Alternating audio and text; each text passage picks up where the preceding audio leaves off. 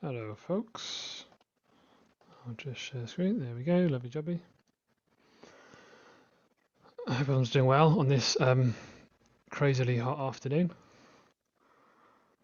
Welcome to the webinar. I think we're on episode 9 now. I've lost track, for developing a natural capital plan for Eastern England.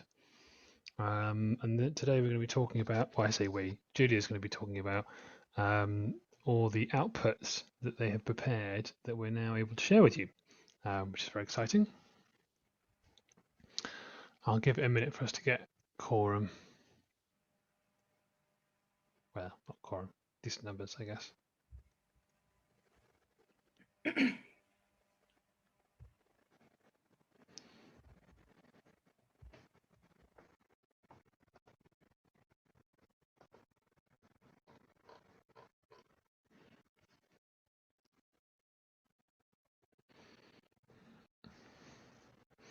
So I think most of you know me. I'm Sam Sinclair, one of the directors of Biodiversify, but I'm also joined by Dr. Julia Hayward, who has done the vast majority of the technical work behind all of this. Sadly, CISO, Dr. Cisa Larosa, can't attend today because she's a bit sick, which sucks, but Julia is going to be more than capable of taking you through everything. And of course, we've also got Nancy from WRE, who's been to us from Spain. It's even hotter here, Sam, if it makes anyone feel any better. I just looked at the weather reports for my area, and it's going to be sunny for the next 2 weeks, apart from the weekends, which are going to rain solidly. Yeah, of course. Yeah, it's very British.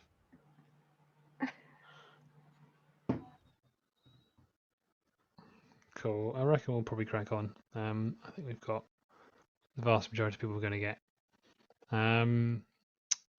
Right, so the format for today is going to be fairly simple. I'm going to give a very brief introduction about the outputs that we're going to be making available for you. And then Julia is going to take you through the outputs in detail. And then basically you can go onto the Biodiversify website or the WRE website, and which will just link you back to the Biodiversify website, and fill out a form. And then we'll go through and look at all the applications, and we can approve access to outputs for non-commercial use, which is very exciting. But I'll talk you through that more in a second. Right. So, like I said, we're now ready to start sharing the outputs of the WRE natural capital planning process. I kind of just wanted to highlight something. I've said it before, but we see the main purpose of this plan as being to inform other plans at different levels. So that could be a parish plan, a farmer cluster plan, a local nature recovery strategy, whatever it might be. And the kind of key thing this does is help people figure out at these different scales, what should I be doing? What can I do in my parish or area that will contribute to this wider regional vision for Eastern England? Julia and CISO have prepared the outputs for every county, catchment and parish. So you can go on there, download the data, and get specific details, any of those scales, or possibly all those scales. This is going to be available via the Biodiversify website. So if you click under the Services tab, there's a form you can fill in. It'll take us a little while to go through and process everybody. There's a little contract we have to sign for data licensing agreements. And then we can send you the data. Basically, you can start to kind of get to grips with it. At the moment, we can only share the data through this means for non-commercial uses. So anything where you're not making money, basically.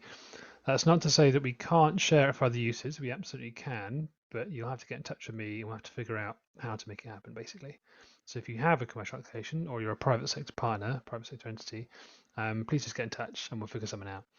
My phone number and email address are on the bottom of everything. So we're also really keen to get some feedback from you. So the main thing we want is feedback on the data, on the outputs. So please let us know what you think of the results in your area. So, go on there and have a look at your parish and see if those numbers make sense, see if those recommended activities actually kind of chime with your knowledge of the area. Even if you think, that looks about right, it's accurate, that's still really helpful to hear. Even just a short email going, yes, had a look at my parish, makes sense, carry on. Of course, if you have more detailed feedback or problems or anything like that, then of course you want to hear about that as well. And partly because this information is what we will use to recalibrate the analysis for the next iteration. So if you come back and tell us, the wetland target's way too low in all of your areas, well, great, we'll turn that target up. So this information is extremely useful for helping us make sure we end up with a plan that actually represents your view for, your shared vision for Eastern England.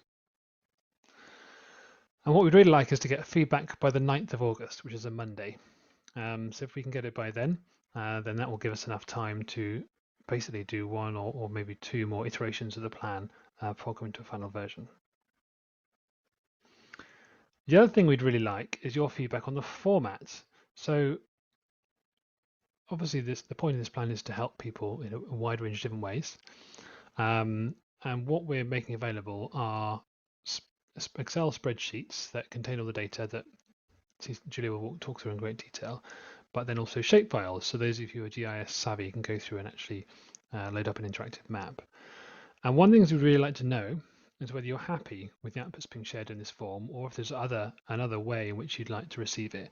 And that's partly because what we'll probably do is update the plan based on your feedback and then share it again in the same format we're currently sharing in. So if you have a problem with that, or if there's something else you'd like to know, get in touch and tell us, basically, because once we're halfway down that path, it'll be much harder to change. Where at this point, it's still quite easy. And again, if you can let us know by the 9th of August, that would be really helpful. So we've also developed some trial parish reports. So these are basically a small report for a parish that maps out where there are priorities for regionally significant natural capital actions.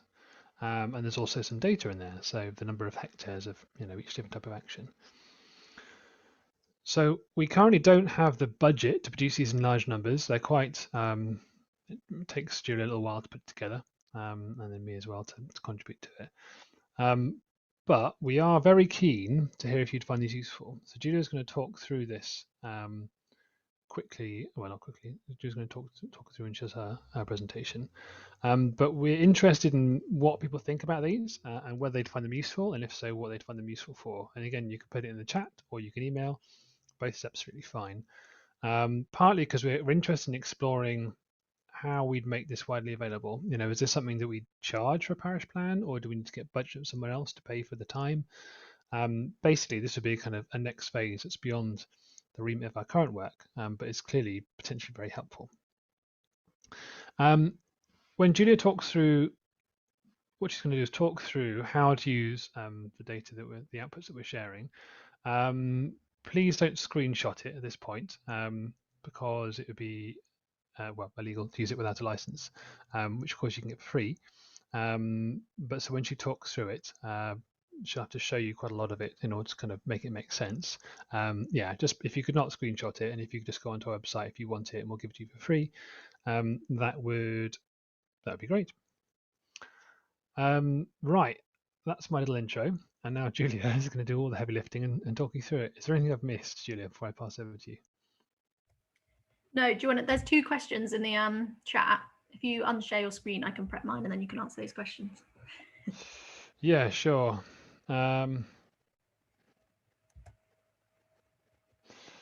Neighborhood plans. Okay. Interested to hear about neighborhood plans. I haven't heard this phrase before. That's new to me. Happy to have a chat about that.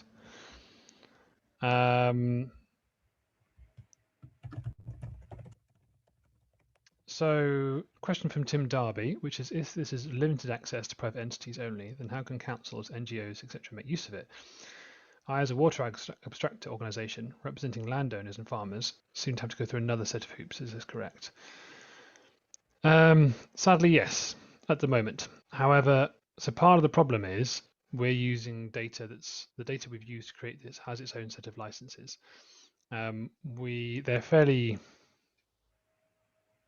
been fairly relaxed so far in how we use it and how we share it. But if we do share it to someone who's going to use it for private for commercial gain, basically, commercial purposes, and then we'd need to make sure that we're doing it correctly and doing things by the book. So if you are, I mean, your use sounds very sensible. To be honest, we need to have a chat about it, because what I think we'll need to do is get feedback on the different types of uses that would be considered commercial, and then basically figure out how we'd share it and under what form the license would have to take. As always, what we're doing is kind of sharing it with you as we go along, rather than showing you a polished product. So this kind of feedback is really helpful. So happy to have a sort of follow-up conversation just to really get to the bottom of this, if you'd like to. I suspect there's going to be quite a few questions on this line of how we define commercial, not commercial.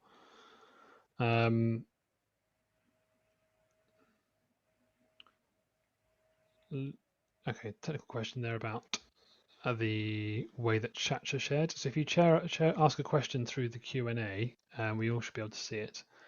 If you ask a question through the chat, I think you can send it to all panelists or all attendees. I'm not quite sure.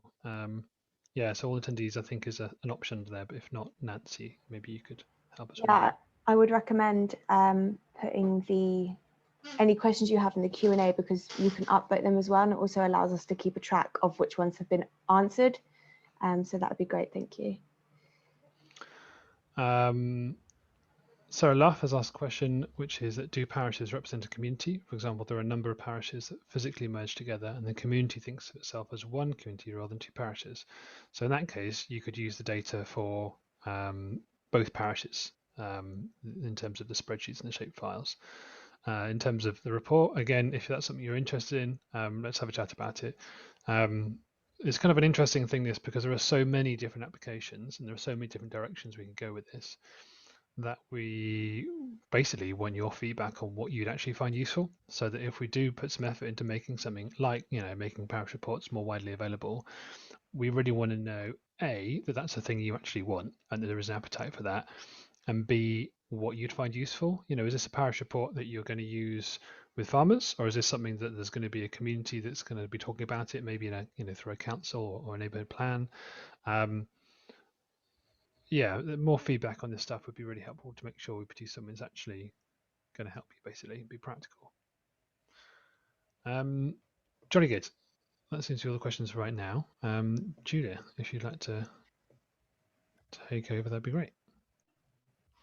Yeah. Can you all see my PowerPoint? Just loading, I think.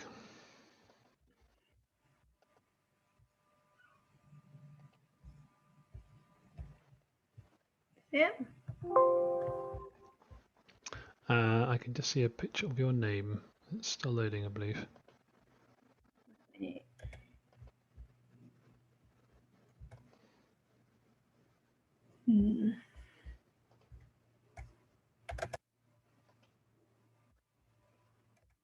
Oh, there we go. It's come. Yeah. Yeah. Brilliant. And can you also see my mouse? Can indeed when you move it. Brilliant. Cool. So yeah, today I'm going to talk about all the different outputs that we've produced for this WRE work. And to start, those that weren't in the methodology presentation, I'm just going to give a really quick overview of what MarkSun does and the two outputs that it provides. And then I'm going to go into the collated information that we prepared, which is far more user-friendly. And these are at different spatial resolutions, so parish, county, and then up to catchment. So MarkSun. So we use the software MarkSun, which is a decision support tool. This is free and open access software. The goal of the spatial prioritization is to identify priority planning units for action. So what planning units are needed to meet all targets at the lowest cost. So to do this, I tried to make it as simple as possible. MarkSun starts by picking a selection of planning units at random. It will then pick another planning unit at random and determine whether including it as a priority will help cost effectively deliver those targets. If it does, then MarkSun keeps this and includes it in the priority. It will then select another planning unit. If this does not cost effectively deliver the targets, then the planning unit is excluded.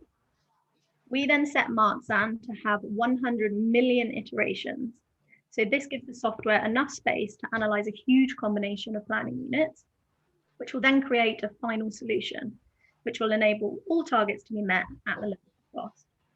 So this is one really, really good solution.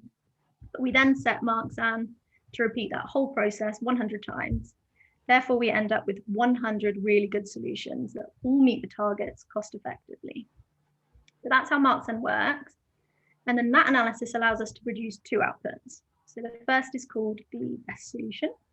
Really, it should be called the best of the best, because this is the solution out of the 100 runs that has the lowest cost. But remember, all of those 100 runs are really good solutions. So on the right, you can see the best solution from our conserve zone. So this is showing the planning units in yellow that have been prioritized for to meet the targets for all conserve conservation features. We've got that from restore, and we've also got that for establish. The other output from Marks-N is what's called the selection frequency. And this represents the irreplaceability of each planning unit to meet the targets, again, at the lowest cost. So the selection frequency tells us how many times out of those 100 runs was each planning unit prioritized for. So if this value is 0, it means this planning unit was never selected for. So perhaps it doesn't have any conservation features present, and therefore Marks-N would always exclude it. Therefore, this planning unit is never needed to meet the targets. However, if a planning unit has a selection frequency of 100, this tells us that planning unit is needed every single time to meet one or up to multiple targets.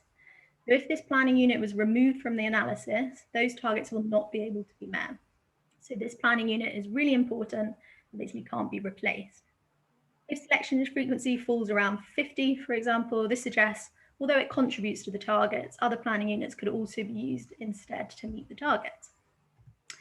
So this is the example of our selection frequency from the conserve zone. And you can see the selection frequency runs from 0 to 100.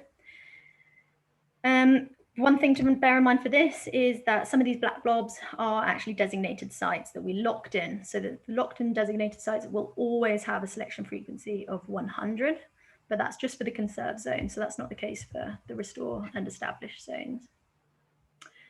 So those two outputs that I've just showed you, we ran for each individual zone. So we did it first time for conserve, and this is prioritizing all conserve conservation features, providing a best solution and a selection frequency. We then ran it again for restore, and this is for all restore conservation features, again providing a best solution and selection frequency, and then we did it for establish.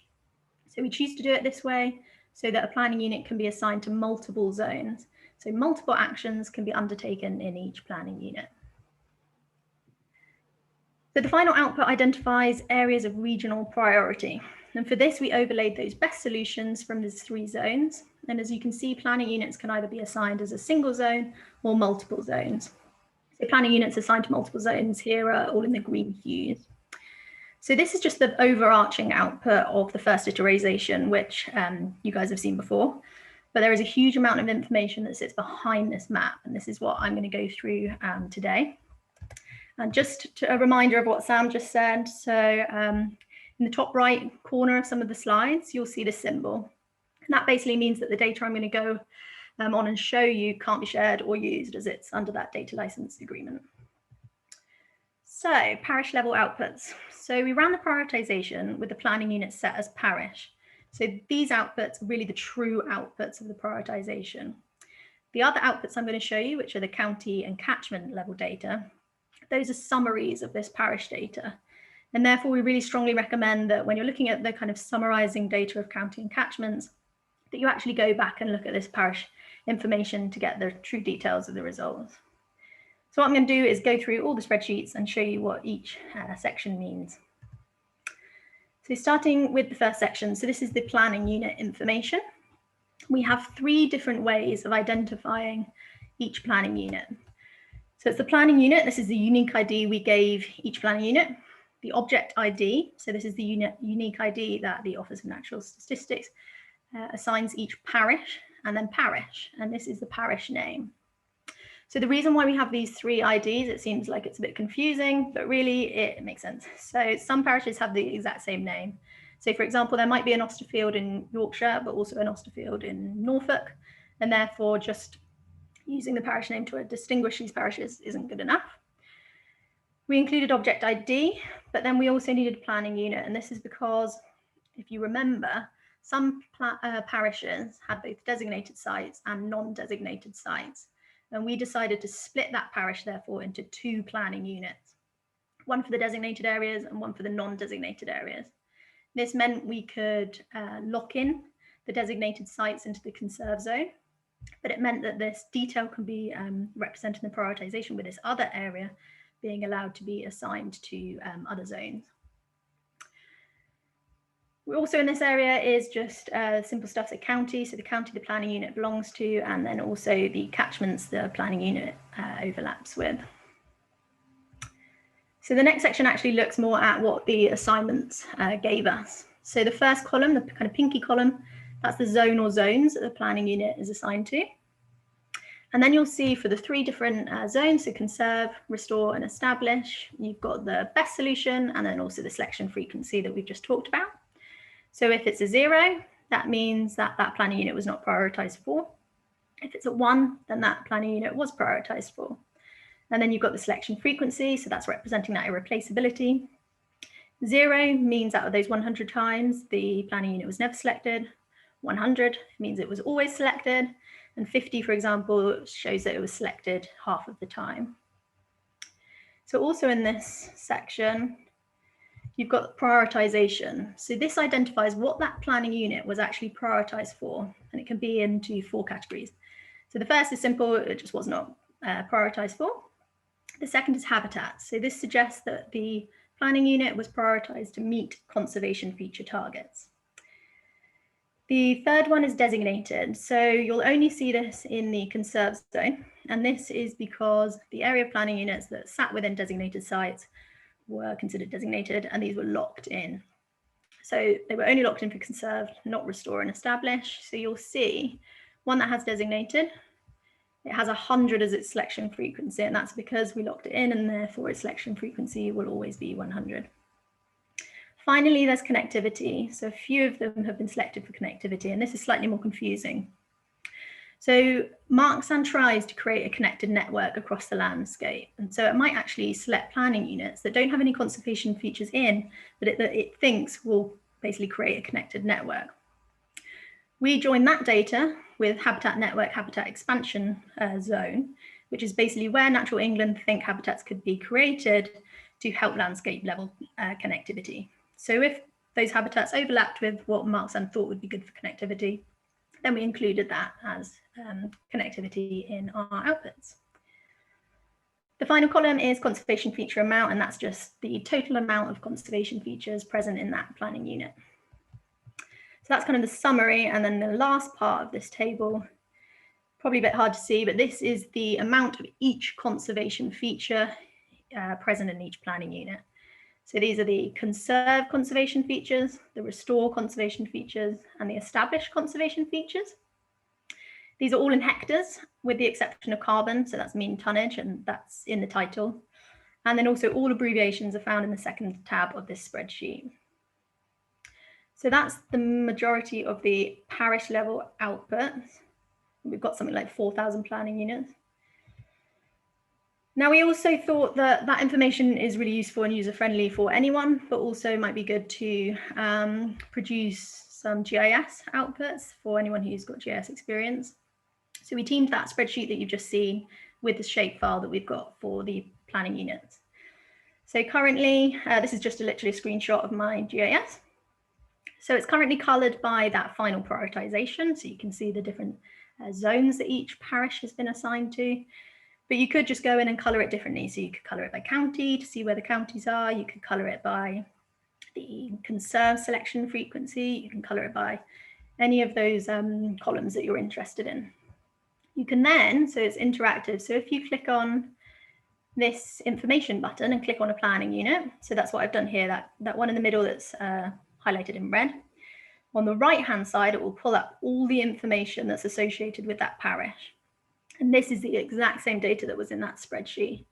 So you've got kind of the general parish information, you've got the assignment information, so the best and best solution and selection frequencies. And then also you've got the areas of all the conservation features. And if you scroll down, there's lots more, but I can't do that because it's a screenshot. So once again, all abbreviations are on the tab of that spreadsheet. So as Sam said, another potential output is the parish report. So this is just a trial, and this is just an example from one potential parish. So we can produce map outputs such as this. So this parish, for example, had, I think it was 88% of it was actually a designated site, so split between a National Nature Reserve, and a SSSI. And then a few blobs were undesignated. And then we can show what our kind of proposed and prioritized actions could be. So these are all the conserve conservation feature, restore conservation feature, and establish conservation feature that Mark San has prioritized to meet the landscape level targets. And you can see these are the habitats that it's representing. We can also produce more tabular data. So this is the area of those prioritized habitats, with the exception of carbon, which is in the mean tons. And we can also show the area of habitats that are present in that parish that have not been prioritized for. We can also give kind of a bit of text that kind of describes in as much detail as possible all of the different information that we have for that parish. So the next part is county level outputs. So like I said at the beginning, the parish outputs are the real outputs that we get from the prioritization. And then we've summarized that information into both county and catchment levels. So I'm going to show you the outputs for county and then a tiny bit of a catchment one, but they're both exactly the same. So county level information. So the first tab is all about summary. And in detail, it looks like this. So we start with kind of just general county information. So you've got the county, the area of the county in WRE, the total number of planning units that are present within WRE, and then also the catchment that county might overlap with. And this is a list of catchments. Just to point out, catchments with counties with a star represent counties partially included in the WRE region. So if you look, for example, Hertfordshire, it's 164,000 hectares, but actually only 63 hectares of it is in the WRE region. And that's why you'll be getting very few planning units and quite small conservation feature amounts. So it's just kind of highlight that's the reason why these values are low. Again, all abbreviations are defined in the spreadsheet. These last three columns represent the total area of potential conservation features in these counties. So again, split by the three zones. And this refers to the areas within the WRE region. So I'm sure Hertfordshire have far more potential areas of habitat creation, restoration, and establishment, but that's not in the WRE region. So the next section looks at the prioritization results. So you've got results for conserve, restore, and establish. And you've got two different pieces of information for these. So this first is the prioritized area of conservation features, and this refers to areas within the WRE region.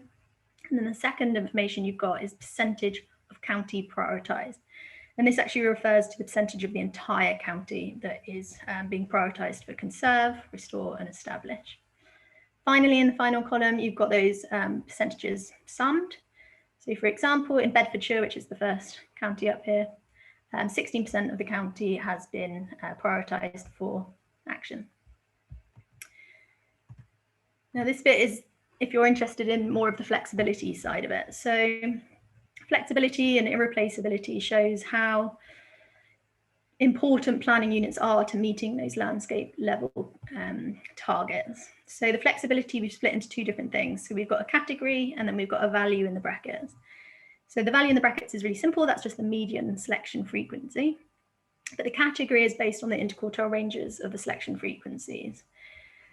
So I'm a visual person, so looking at the graph makes it a bit easier for me. So this first band is the conserve, second band is establish, and third band is to do with restore. And these are all the different counties that go along the bottom. And then you can see the selection frequency on the left. So these run from 100 to 0, 100 to 0, and 100 to 0.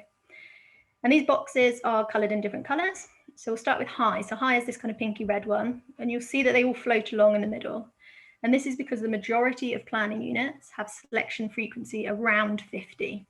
Therefore, they're really really high flexibility, and you could pick and choose planning units but still meet your the regional targets. Intermediate are those in green. So you can see there's really big boxes for these. So these have really large ranges of selection frequencies. So some really should be prioritized for. They've got high selection frequencies. Some doesn't really matter. They could do without. They've got low selection frequencies, but then you've got quite a lot that you can pick and choose from. Finally, you've got the low flexibility. So you've only got a few here in the establish zone. So these have the majority of planning units with selection frequencies over 75. So really, for example, in establish, in Derbyshire, a high number of planning units have very, very low flexibility, and therefore Derbyshire has some really, really important planning units needed to meet the establish conservation targets across the landscape. So that's kind of the summary county level data, and then we can go into a little bit more detail. So this is on the second tab, and the tab's called flexibility. And this shows in more detail how irreplaceable the planning units are. So these values represent the percentage of planning units that have been prioritised for. And we'll go along the top again for Bedfordshire. So for conserve, 60% of the planning units in Bedfordshire had very high selection frequencies.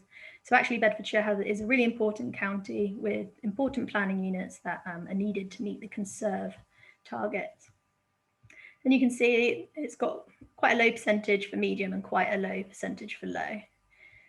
Restore, on the other hand, only has 20% of planning units that have a high selection frequency for restore, but it has a really high number, nearly 65% of planning units have a medium selection frequency. So this suggests in Bedfordshire, there's actually quite a lot of flexibility on where they can restore their restorable habitats or conservation features.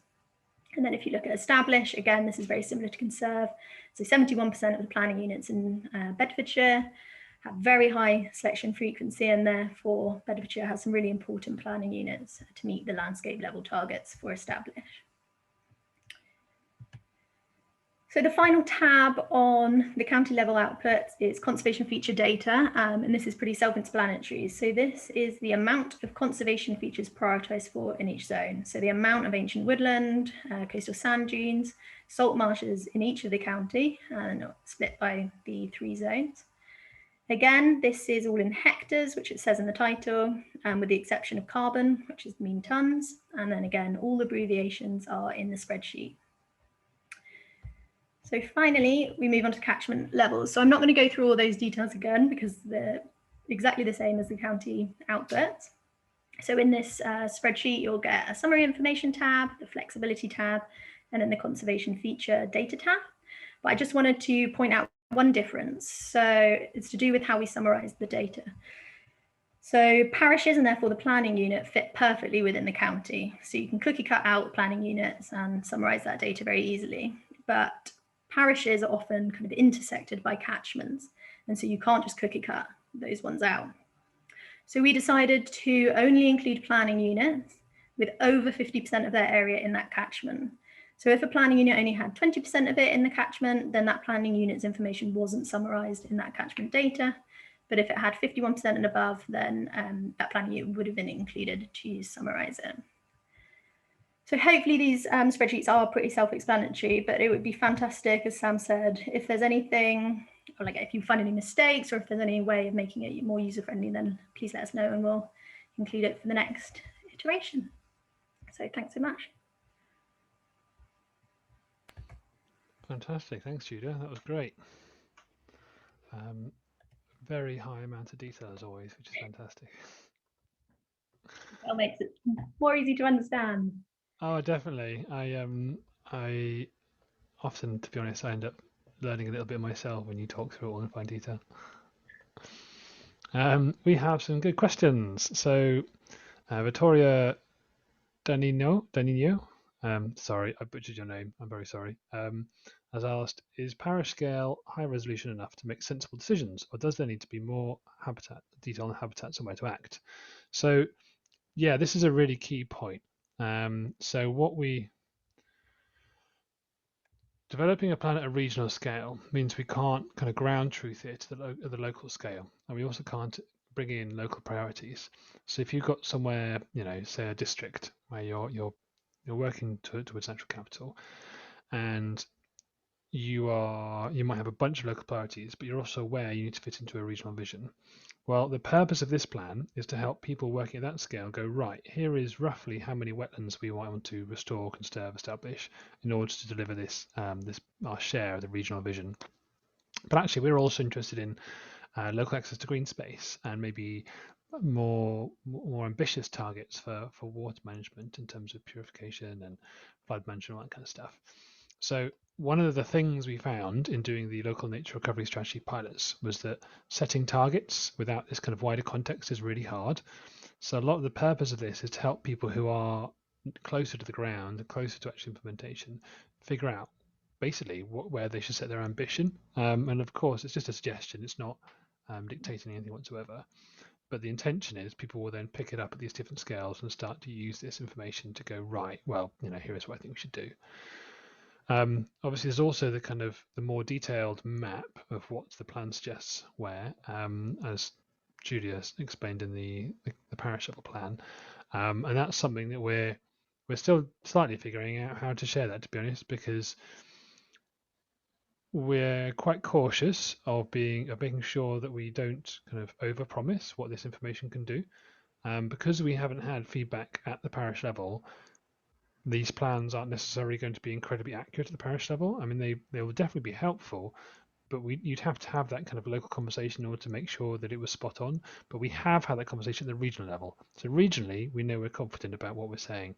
But to go into more detail, that's why a more local plan is important and allow people to have their voice in it.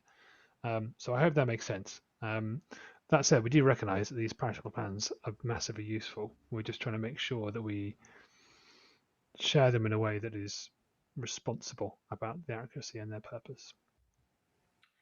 Just to add there, I think, well, with any of these parish reports, we kind of add it with a caveat that these are based on national scale data sets, in which case, when you're looking at so much more fine scale, then yeah, ground truthing does need to be done. So it kind of has that caveat associated with it.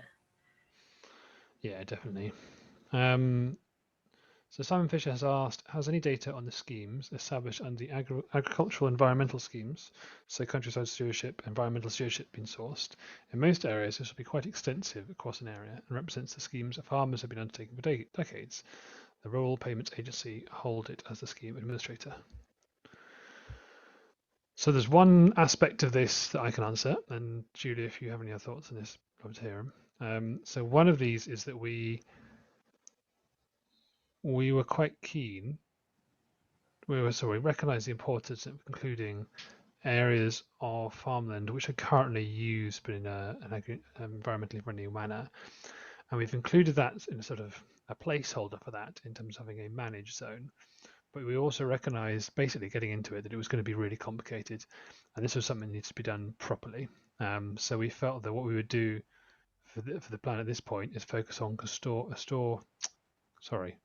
conserve, and establish, as it was very clear how to do those, and kind of keep the conversation ongoing about the managed zone, partly because it's quite a different type of activity. You're still farming on it, potentially multiple different types of crops, whereas an area that you're restoring, is quite clear what it is you're doing there.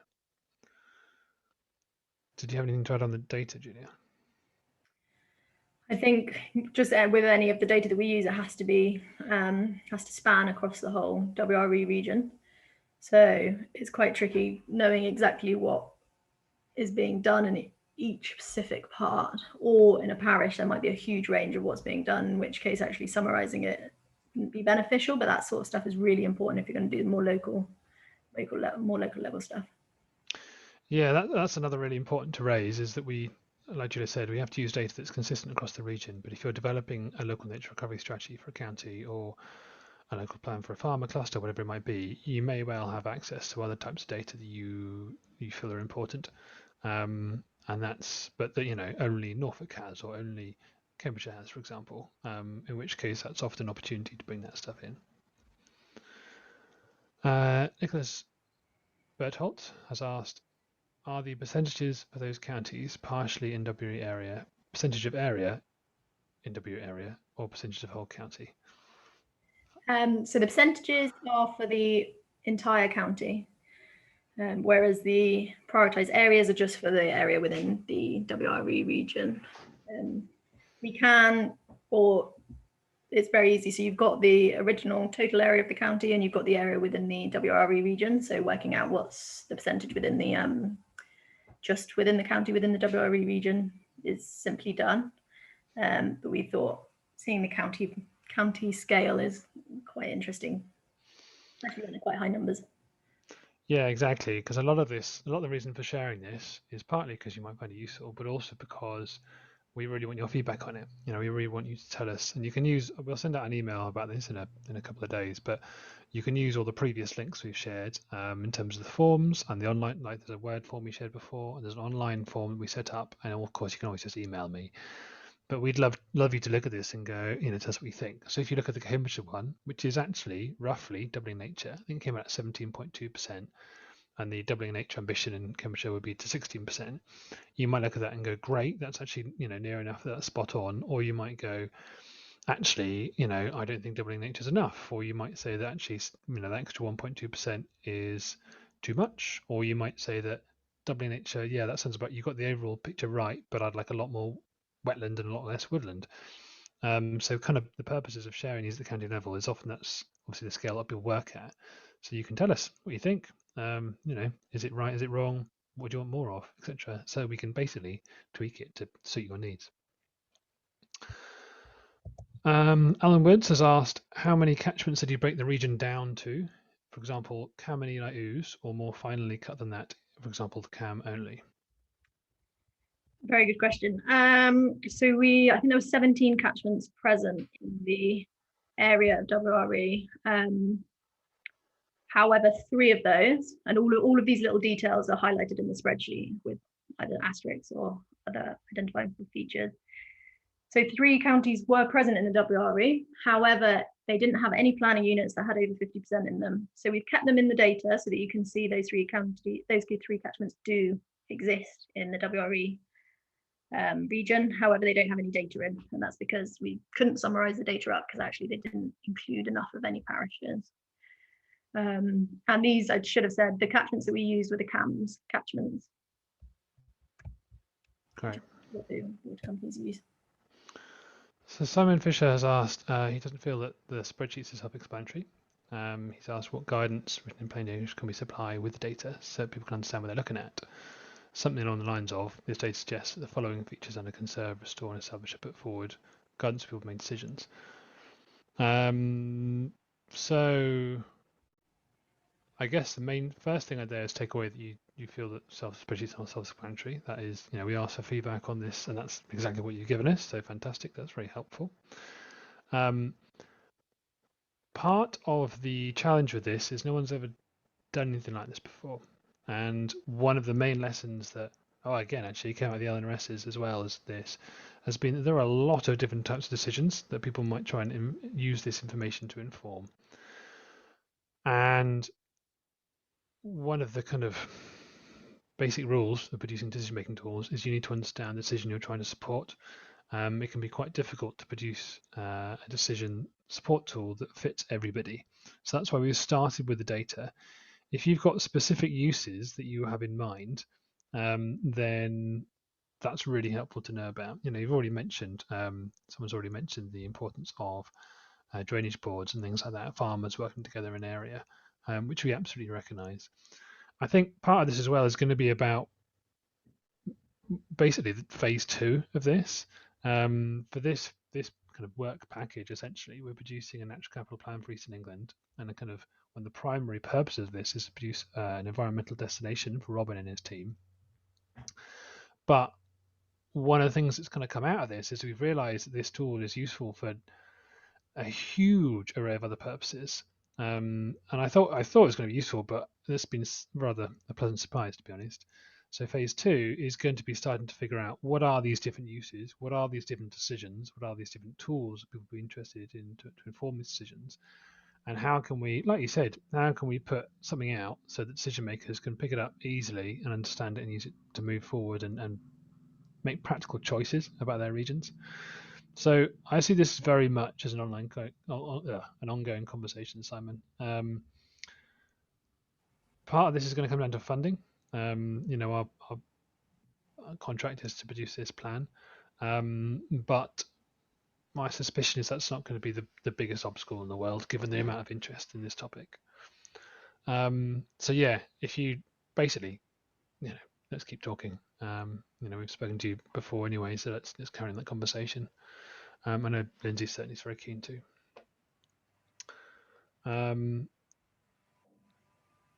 Brendan Joyce has asked, we host catchment partnerships in the WRE region, East Suffolk and combined Essex.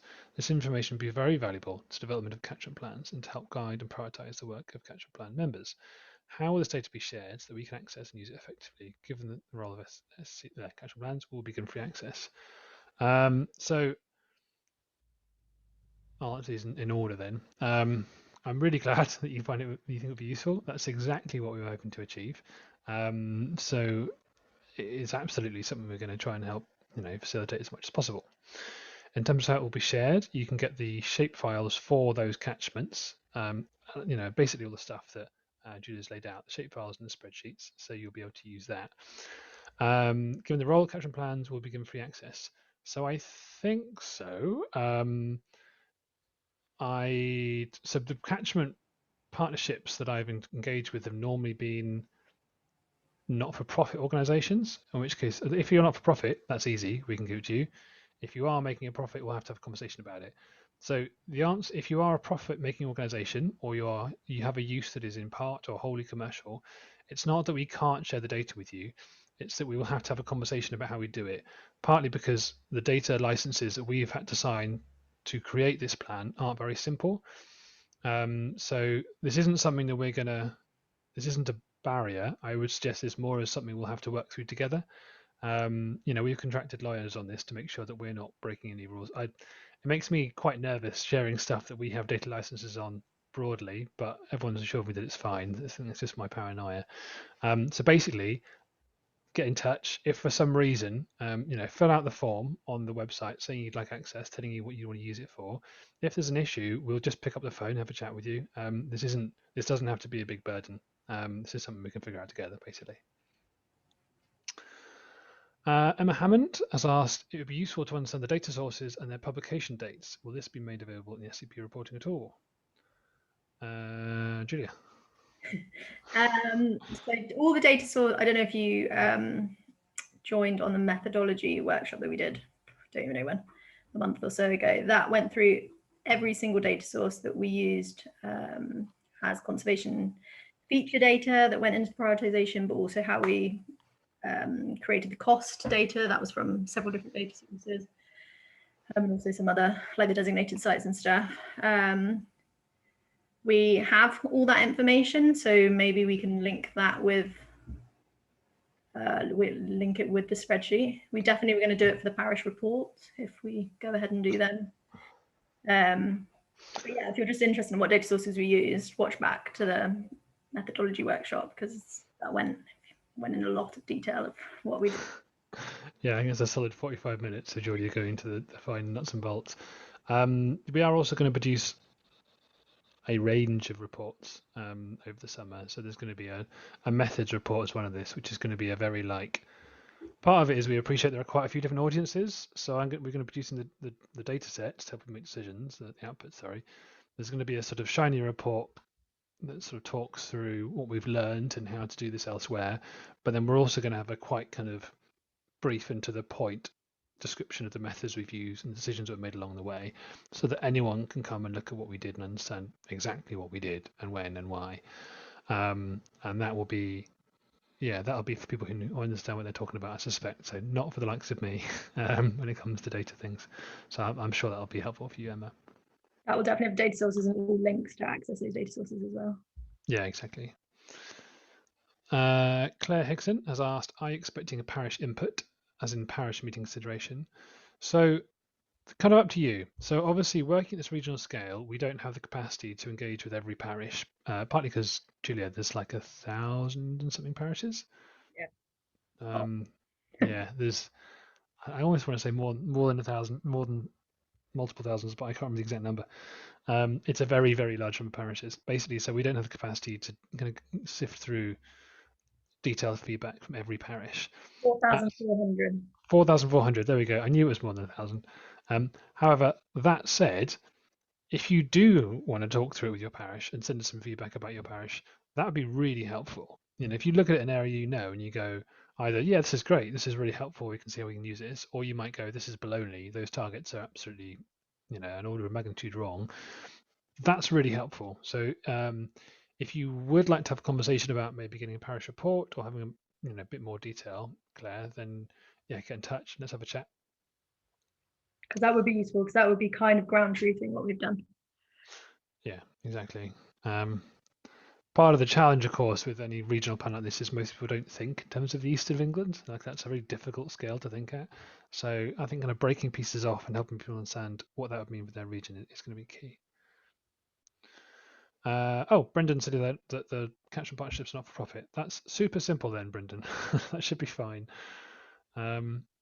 Paul Eccleston has said, my interest is in local plans. They have a very limited scope to plan outside of the planning system, but there might be a case for guiding development away from essential units so that these areas can be safeguarded for nature, similar to how the planning unit directs developments away from areas of flood risk. Yeah, so this is something I'm really interested in. I think this is a really important use for these kinds of tools, and I think this will be a really critical use for the local nature recovery strategies that hopefully will be informed by this regional plan. By weird coincidence, my PhD was about how that happens in practice through the environmental impact assessment process in South Africa. So I would love to talk to you about that in more detail, in probably a lot more detail than I think most listeners would like. So yeah, send me a message, because I think that's exactly what this can help you do. If you identify a site as being critical for one of the 3 zones, then that tells you maybe let's not build houses here. Maybe put them somewhere else. Or if you do have to build houses somewhere there like that, it helps you start to understand the trade-off decision you're making, so that even if you have to make difficult choices, at least they're informed difficult choices.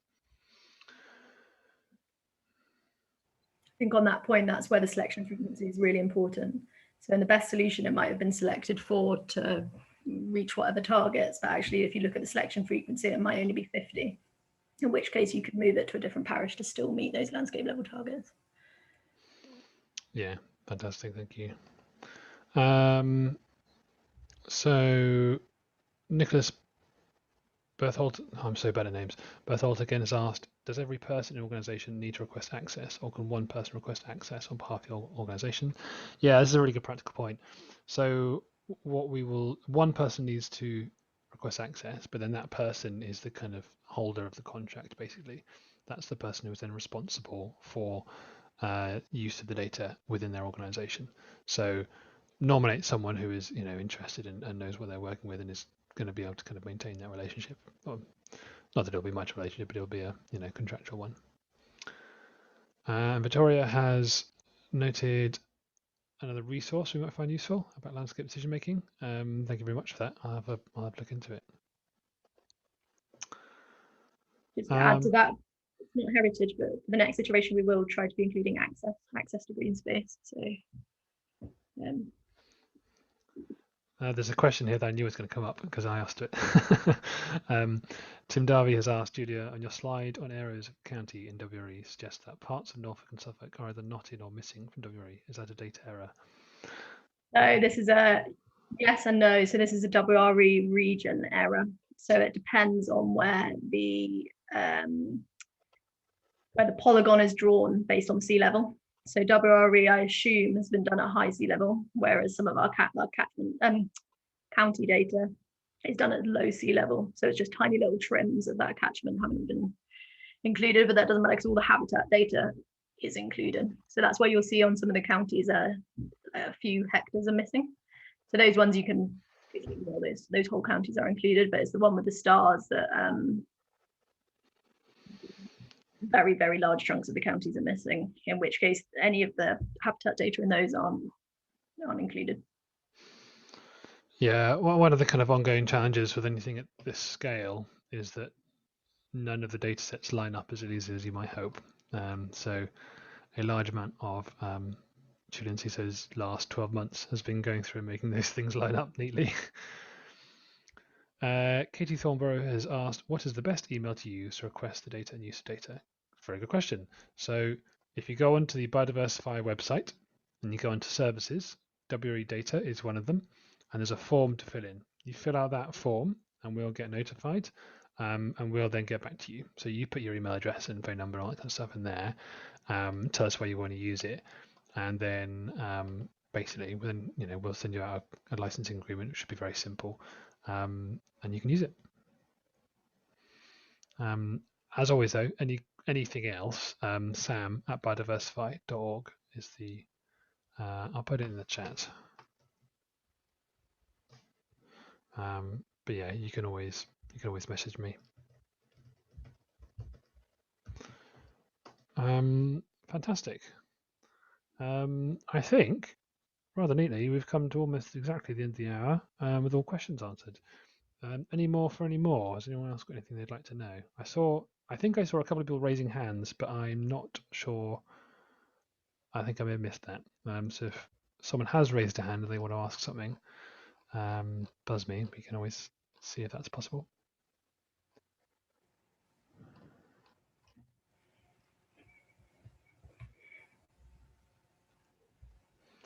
Jolly good. I'll take that as a no. Amazing. Oh wait, could you make this form in the chat, please? Yes, I could. Tell you what, maybe we should follow this up with an email, Nancy. What do you reckon? Yeah, of course. I've got the link ready there as well. Oh no, I just sorry, I sent it just to you. There we go. But same, we'll do a follow-up email with the link and any additional information. Perfect. Because the other thing we'll need to send out as well is the link for the feedback form, which is the same one as last time and the same thing as last time. But yeah, should be helpful. Amazing. Oh, thank you. Jolly good. Sorry, I see the question pop up and it makes me. I have to find the window. Jolly good. I think we come to the end of our hour. Thank you very much for the massively high attendance as always, and for everyone sitting through this talk in what is one of the hottest days of the year. So I'm grateful to you all for paying attention to all this fine detail for the whole webinar. We'll be in touch with all these details in terms of links and forms, and also when the next one will be, because we'll have, I think, hopefully the next stage will be sharing information with you, but we'll see. Amazing. Thanks very much, guys. Thanks everyone. See you next time. Bye. Bye for now.